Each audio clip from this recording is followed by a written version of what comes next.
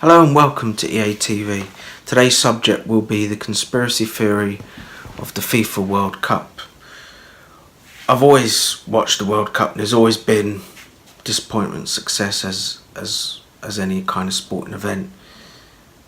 But there's been a lot of dodgy stuff if we go back in time to when South Korea hosted the World Cup.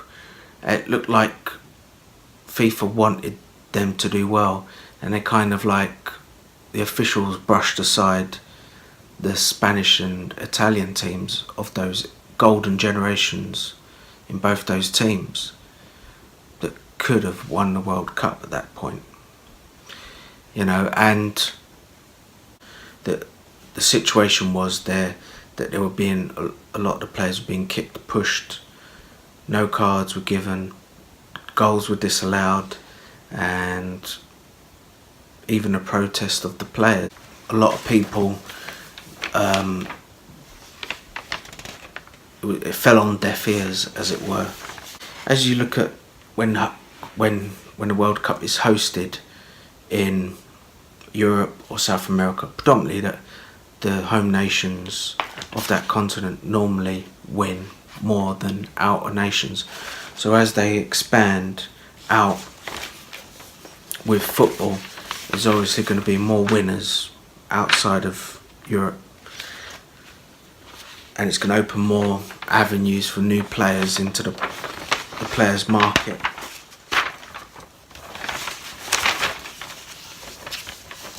As I've been watching the 2018 Russia World Cup, what I've came across when listening was the fact that a commentator said in Russia they've got a set amount, you've got to have a set amount of Russian players per club, so that and that's kind of throughout. And I thought that is very clever, because you keep the healthiness, you keep your national side healthy with a pool of players that you can find your best.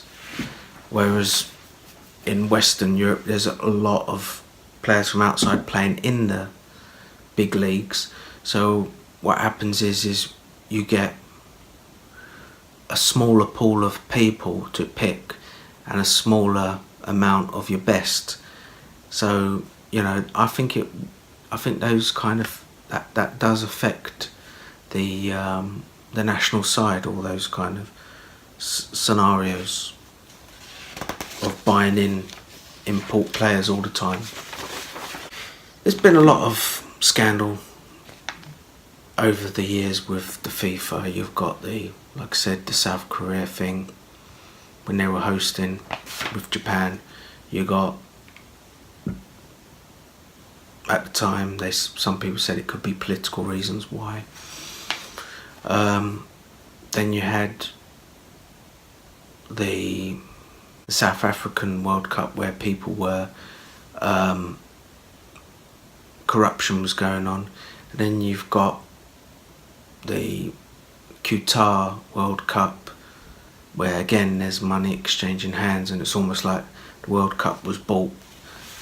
And so there's always conspiracy with FIFA.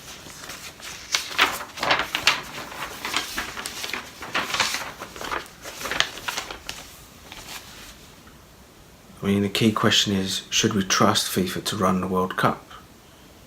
I know some people might say, well, who else is going to do it?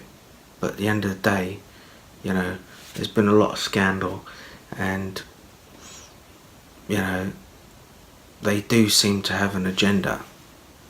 But what about the fans? What about the masses? What about their agenda in football? Because it's kind of like a globalist international company. My question would be, should FIFA be running the World Cup?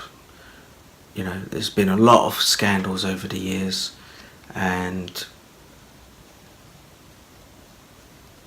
they seem to have their own agenda, which is different than the fans or other people that enjoy football. And so that would be That would be my conclusion. Thank you very much for listening. Please consider supporting this channel by liking and subscribing.